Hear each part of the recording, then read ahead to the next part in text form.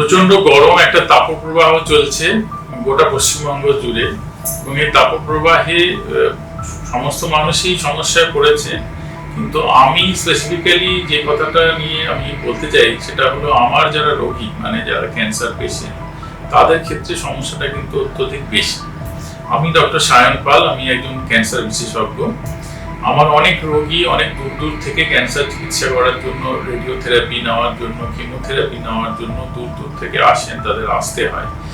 এবং ক্যান্সার রোগীরা এই গরমে প্রচন্ড সমস্যার মধ্যে পড়েন এবং তাদের শারীরিক সুস্থতা বজায় রাখাটা আরো কঠিন, ডিফিকাল্ট হয়ে যায়।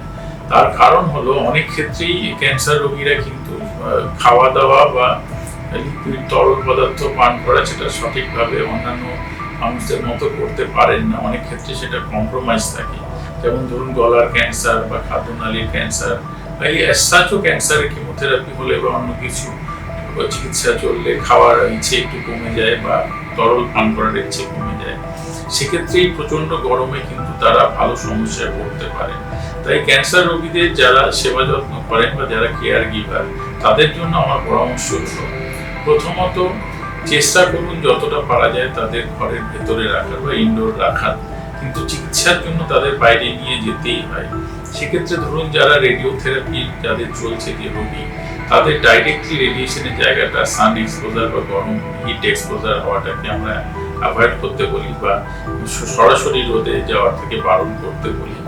চেষ্টা করবেন যদি সম্ভব হয় যে সকালের দিকে বা বিকেলের দিকে আপনাদের চিকিৎসাটা যদি করা সম্ভব হয়। আমি জানি অনেক ক্ষেত্রেই এটা সম্ভব হয় না। সেক্ষেত্রে যেটা করবেন যে অন্তত ছাতার ব্যবহার অবশ্যই করবেন। চেষ্টা করবেন যতটা পারা যায় ভেতরে বা কোনো একটা আচ্ছাদনের মধ্যে থাকার। যাতায়াত করার সময়টা যতটা সম্ভব কম করার চেষ্টা করবেন, মানে দূরত্বটাকে যতটা পারা যায় কম সময় অতিক্রম করার চেষ্টা করবেন, যে সময়টা বাইরে থাকা হয়। আর বিশেষভাবে নজর দিন তাদের ফ্লুইড ইনটেক বা তরল পদার্থ কতটা সেবন করছে তার উপরে। আপনারা খেতে চাইবেন না, তাদের খাওয়া অসুবিধা হবে, কিন্তু বিশেষ নজর দিন যে যাতে তাদের শরীরে তরলের ঘাটতি না হয় বা জলের অভাব না হয়। তাই মেপে জল খাওয়ান, আপনার বিশেষজ্ঞ ডাক্তারবাবুর পরামর্শ নিন এবং মেপে মেপে তাদের সময় অনুসারে নির্দিষ্ট সময় ধরে তাদের জল খাওয়ান।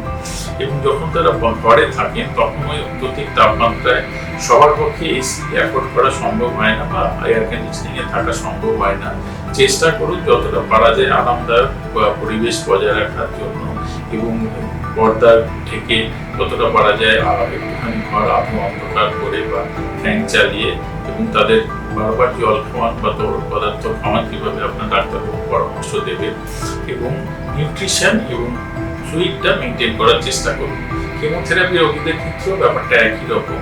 চেষ্টা করবেন সান এক্সপোজার কমানোর, এবং চিকিৎসার জন্য যাতায়াতের সময়টা যদি মনে হয় যে কেমোথেরাপি শেষ হয়ে গিয়েছে মাঝ দুপুরে বা রেডিওথেরাপি শেষ হয়েছে মাঝ দুপুরে এবং হসপিটালে আরো কিছুক্ষণ থাকার সুবিধে রয়েছে, তাহলে একটু অপেক্ষা করুন, এবং যখন তাপমাত্রা একটু কম হবে তখন রোগীকে নিয়ে বাড়ির পথে যান। যাদের ক্ষেত্রে এটা করা সম্ভব, যারা অনেক দূর থেকে আসেন তাদের ক্ষেত্রে হয়তো সেটা সম্ভব নাও হতে পারে বা সবার গাড়ি নাও থাকতে পারে। সেক্ষেত্রে চেষ্টা করুন যে হসপিটালে যতটা সময় পারা যায় কাটিয়ে যখন বিকেলের দিকে তাপমাত্রা একটু কমে বা সূর্য অস্ত যায় তারপরে আপনারা যতটা পারে যাতায়াত করার চেষ্টা করুন। এইভাবে রোগীর যত্ন নিন, সাবধান থাকুন এবং তাপপ্রবাহ থেকে সমস্ত ক্যান্সার রোগীকে রক্ষা করুন।